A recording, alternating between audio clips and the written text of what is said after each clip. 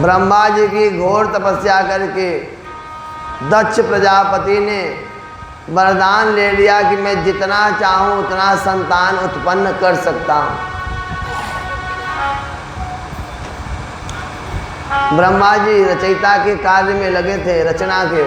उन्होंने कहा आराम ही होगा, आप भी करो। दक्ष ने 10,000 पुरुषों को जन्म दिया। अब बोला जाओ पहले तपस्या कर लो, तपस्या करके आना, तब गृहस्थ जीवन का सुख भोगना। 10,000 का पूरा एक लंबा दायरा चल रहा था। इतने में नारद जी निकल गए। नारायण नारायण, कहाँ जा रहे हैं आप लोग? इतना लंबा जुलूस, क्या बात है, किसके क्या? उन मनुष्यों ने कहा कि हम दक्ष की संतानें हैं, हम जा रहे हैं तपस्या करने। तपस्या करने के बाद हम गृहस्थ जीवन बिताएंगे। तब नारद जी ने कहा ठीक है, ये बताओ पहले सोना बनकर फिर पीतल क्यों बनना चाहते हो? पहले तपस्या फिर गृहस्थ जीवन। जब तपस्या कर लोगे तो गृहस्थ जीवन की क्या आवश्यकता है? आनंद लो, नारायण नारायण कहो। उन्होंने कहा नहीं नहीं, जो हमारे पिता ने कहा हम वही करेंगे। नारद जी ने कहा ठीक है आप करना, लेकिन एक मेरी बात को याद रखना। बोले बताइए। बोले मेरे एक प्रश्न का उत्तर दे दो, तुम लौट कर चले आना, और अगर नहीं दे पाओगे तो तुम लोग तपस्या ही करना। उन्होंने सोचा क्या पूछ लेंगे नारद। नारद ने पूछा कि पृथ्वी का शुरुआत कहाँ से और अंत कहाँ पर है? पृथ्वी का शुरुआत कहाँ से है और अंत कहाँ पर है, ये बता दो, तुम लोग तपस्या करके चले आओ। अब वो सब सोचते रह गए कि पृथ्वी का शुरुआत कहाँ से बताएं। कितने लोग को पता है कि पृथ्वी का शुरुआत कहाँ से है? पृथ्वी का शुरुआत और अंत किसी को नहीं पता। पृथ्वी गोल है, जहाँ शुरुआत करोगे वहीं अंत आ जाएगा। उसका शुरुआत और अंत कोई नहीं जानता। तो वो लोग जवाब नहीं दे पाए, चले गए। दक्ष इंतजार करते करते जब थक गए, पता लगी कि नारद ने ऐसा ऐसा किया। अब नारद को करें क्या? नारद किसके लड़के थे? ब्रह्मा जी के। तो जिनके बाप मजबूत होते हैं उनके बच्चों से सब लड़ाई नहीं करना चाहता। नारद को करें तो करें क्या नारद से? पिता ब्रह्मा फिर 1000 फिर पुरुषों को बुलाए, कहें जाओ तपस्या करना, फिर आना गृहस्थ का आनंद लेना। फिर नारद जी नारायण नारायण, कहाँ जा रहे हो? उन्होंने कहा हम दक्ष के संतान हैं, जा रहे हैं, पहले तपस्या करेंगे, फिर आएंगे तो गृहस्थ जीवन का पालन करेंगे।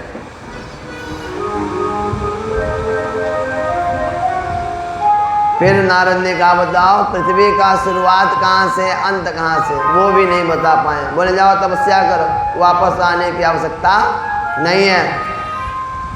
दक्ष नाराज होकर श्राप दिए, हे नारद, जो तुम हर जगह जाके अपना दिमाग लगा कर तिक्रम करते हो, मैं श्राप देता हूँ कि आज के बाद से 1 घड़ी से ज़्यादा तुम कहीं नहीं रुकोगे। 1 घड़ी यानी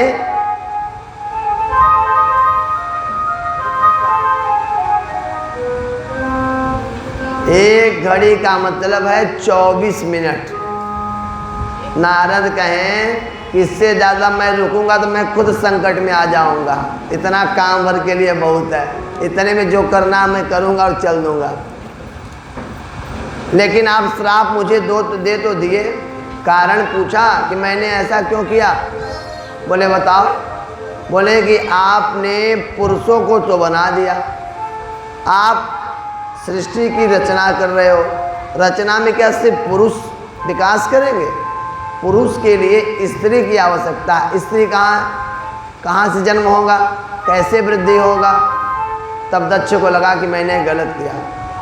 फिर दक्ष ने 60,000 कन्याओं का जन्म लिया। एक बार में 60,000 कन्याओं को प्रकट किया और पुरुषों की व्यवस्था करके पृथ्वी पर रचना के कार्य में विकास किया। देवर्षि नारद भगवान के ऐसे अंश हैं जो संसार में हर जगह पहुंचकर भगवान की महिमा गाते थे। आज हम लोग उनका भी अपमान करते हैं गलती से। क्या करते हैं? हम अपने देवताओं का खुद सम्मान नहीं करते, जिसके कारण अन्य लोग हमारे देवताओं का सम्मान नहीं करते। अगर 2-4 लोग बैठे इधर का उधर करेंगे, देखो नारद की तरह इधर उधर कर रहा है, अरे वो नारायण के अंश हैं, उनका नाम आप एक साधारण मनुष्य से कैसे जोड़ देते हो? इसलिए कभी भी गलती से अपने देवी देवता का अपमान मत करिए, मजाक में भी नहीं, सपने में भी नहीं। और जो उनके प्रति बोले अब शब्द, तुरंत उसका विरोध करके अपने इष्ट के लिए, अपने गुरु के लिए, अपने देवता के सम्मान के लिए हमेशा उत्तर दीजिए। आइए अब चलते हैं कल की कथा पे। कल के कथा का जो आज मेन दर्शन है उसे आपको कराते हैं। राधे राधे। हमने कथा सुनाया था दिति के 2 पुत्र। दिति के पुरुष का क्या नाम था? दिति के पुरुष का क्या नाम था? कौन ऋषि थे? कश्यप ऋषि। कश्यप ऋषि के 2 संतान, एक का नाम हिरण्यकश्यप, एक का नाम हिरणाक्ष। हिरणाक्ष को भगवान वाराह ने मार दिया। जब हिरण्यकश्यप को पता चला कि मेरे भाई को विष्णु ने मारा, तो विष्णु भगवान को अपना सबसे बड़ा शत्रु मान के उनका विरोध शुरू कर दिया। पृथ्वी लोक पर हर जगह मंदिर तोड़वाने लगा। भगवान विष्णु की मूर्ति अपने राज्य में नहीं रहने दिया। हर जगह खुद को ब्रह्मा बना दिया, मैं विष्णु हूँ, मैं भगवान हूँ, विष्णु कुछ नहीं है। भगवान विष्णु को छलिया कपटी नाना प्रकार के वाक्यों को बोलता था। बोला मैं ब्रह्मा हूँ, मैं भगवान हूँ, हिरण्यकश्यप का जप करो, हिरण्यकश्यप नमः कहो। इतना आतंक फैला दिया। ब्राह्मण ऋषि मुनि सब उसके भय के मारे हिरण्यकश्यप नमः, हिरण्यकश्यप नमः करने लगे। उसका विवाह हुआ। उसकी पत्नी का नाम था कयाधु। कयाधु को एक संतान हुआ जिसका नाम पड़ा। क्या नाम पड़ा? प्रहलाद। भक्त प्रहलाद।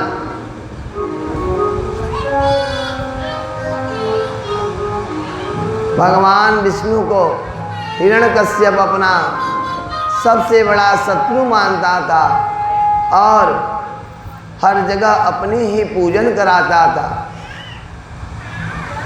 जब प्रहलाद बड़े हो गए तो उनके भी दिमाग में, कहें जो बच्चा छोटा होता है, नानय गुण सयानय विद्या, बचपन में ही आपको व्यवहार आचरण ज्ञान देना चाहिए। बाल्याकाल में अगर बच्चा नहीं सीखा तो जीवन बिता देंगे, कुछ सीख नहीं सकता। उसे बचपन से दिमाग में सेट कर दिया गया कि तुम्हारे भगवान, तुम्हारे पिता हिरण्यकश्यप हैं और कोई भगवान नहीं है। भगवान विष्णु की कृपा से हिरण्यकश्यप ने अपने पुत्र के भी दिमाग में यही भर दिया। एक दिन भक्त प्रहलाद रास्ते से जा रहा था और एक मिट्टी बनाने वाली कुमारिन थी, वो 2 बिल्ली के बच्चों को जिलाई थी। एक हड़िया में मटके में दोनों बच्चे बैठ गए थे। उसी में कुछ खाद्य पदार्थ डाला था पकाने के लिए, और उस कुम्हारिन ने उस मिट्टी के बर्तन को चूल्हे पे रख दिया। खाना के साथ साथ बिल्ली भी पक गई। जब उसने देखा कि बिल्ली के बच्चे दोनों मर गए, खूब रो रही है, हे भगवान ठीक कर दो, क्योंकि बहुत प्रेम करती थी। इधर प्रहलाद अपने मित्रों के साथ जा रहे थे, तो प्रहलाद जी ने देखा, क्या हो गया माता? उसने बोला कि मैंने गलती से जिस बर्तन को मैंने आग पर रख दिया, उसी में मेरे 2 बिल्ली के बच्चे बैठे थे और वो समाप्त हो गए। प्रहलाद ने कहा, तो इसमें कौन सी बड़ी बात है, लाओ मैं जिंदा करा देता हूँ। बोले कैसे कराओगे? बोले भगवान से कह के करा दूंगा। उस माता ने कहा, भगवान को तुम जानते हो? प्रहलाद ने कहा, अरे भला कौन नहीं जानता, मेरे पिता हिरण्यकश्यप भगवान हैं, चल के मैं अभी बोल दूंगा। कुम्हारिन का बच्चा मरा था। कुम्हारिन ने बड़े स्पष्ट वाक्यों से कहा कि तेरा पिता कोई भगवान नहीं है, उसके डर के कारण लोग शांत होते हैं, वो भगवान नहीं है। ये प्रहलाद को समझ में नहीं आया बात। प्रहलाद ने कहा, तो भगवान कौन है? बोले भगवान श्री हरि नारायण हैं, जिसके नाम मात्र से मनुष्य का कल्याण होता है।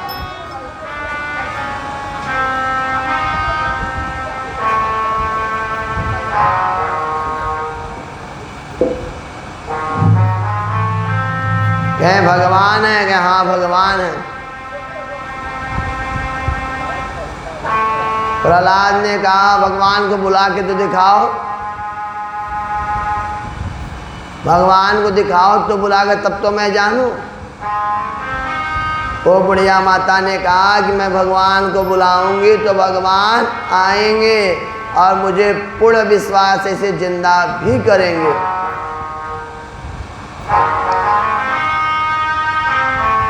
और बुढ़िया माता ने आंख बंद किया और भगवान का भजन शुरू किया। क्या कहा? ओ तेरी लीला सबसे न्यारी न्यारी, हरि हरि। ओ तेरी लीला सबसे न्यारी न्यारी, हरि हरि। श्रीमन नारायण नारायण हरि हरि। श्रीमन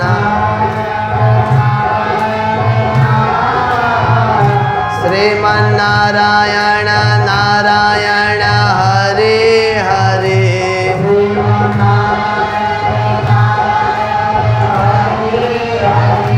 भजमन नारायण नारायण हरि हरि। भजमन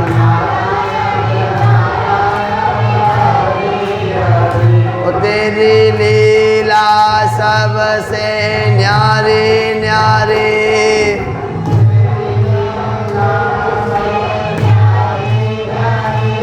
भजमन नारायण नारायण हरि हरि। भजमन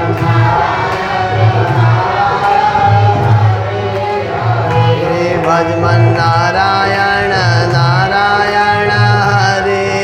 संध्या और उस कुम्हारिन के दोनों बिल्ली को भगवान ने पुनर्जीवन दिया। बोले हरि भगवान के, नारायण भगवान की। भक्त प्रहलाद भगवान के दर्शन करने से तृप्त हो गए। अब तो मन में एक ही भजन है, क्या? नारायण नारायण नारायण, और कुछ नहीं। एक दिन हिरण्यकश्यप ब्रह्मा जी की घोर तपस्या करने के लिए जा रहा था कि तपस्या कर लूँगा और शक्ति अर्जित करूँगा, तब विष्णु के यहाँ मैं युद्ध करके विष्णु को मार दूँगा। पहुँचा तपस्या करने, एक पेड़ के नीचे जंगल में जैसे आँख बंद करके शुरू किया, एक सुग्गा बैठा था। ऊपर से बोला नारायण नारायण नारायण। हिरण्यकश्यप ने कहा शत्रु का नाम तपस्या सही नहीं है, चल दिया, आ गया घर आकर के कयाधु से बोला कि मैं आ गया। कयाधु ने कहा आप तो कहीं तपस्या करने क्यों चले आए? कयाधु से बताया कि क्या बताऊं, गया एक सुख बालक था पेड़ के ऊपर, मैंने जैसे तपस्या किया बोला नारायण नारायण नारायण। कयाधु भगवान विष्णु की परम भक्त थे। उसने जीवन में पहली बार नारायण का उच्चारण हिरण्यकश्यप के मुख से सुना।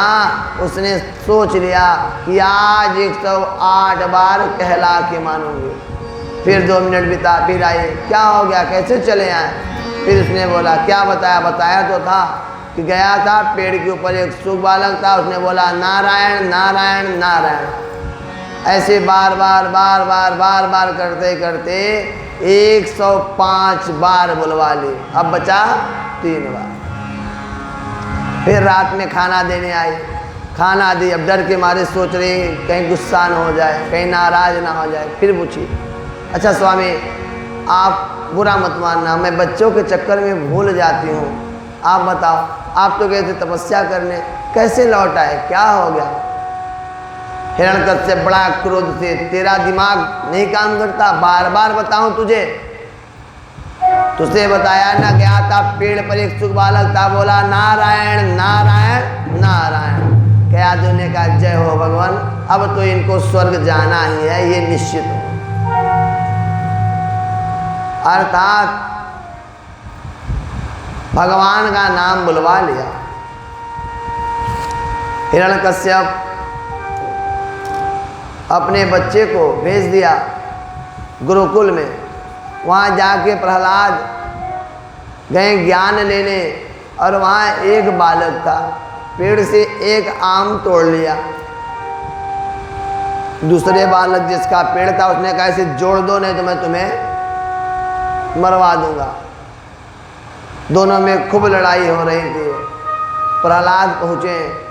प्रहलाद ने कहा ये सिर्फ भगवान जुड़ सकते हैं। वो भगवान कौन है? नारायण है। और उन्होंने भगवान का ध्यान किया और वो आम का फल जाके जुड़ गया। यह देख के सारी बच्चे आश्चर्यचकित हो गए। धीरे धीरे सूचना गुरुदेव के पास पहुंचा कि प्रहलाद यहाँ पर हिरण्यकश्यप का नहीं कर रहे हैं नाम, यहाँ पर नाम कर रहे हैं नारायण का। गुरुदेव महाराज के पेट में बड़ा भयंकर दर्द शुरू हो गया। कैसे? उन्होंने कहा आज से नारायण का नाम अगर यहाँ लिया तो तुझे निकाल दूंगा, ठीक नहीं है? महाराज सुनेंगे तो मुझे दंड दे देंगे।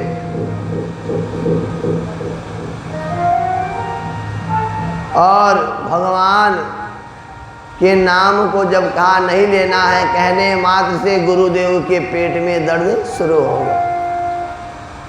दर्द शुरू हुआ तो वो जब कर रहा है किसका?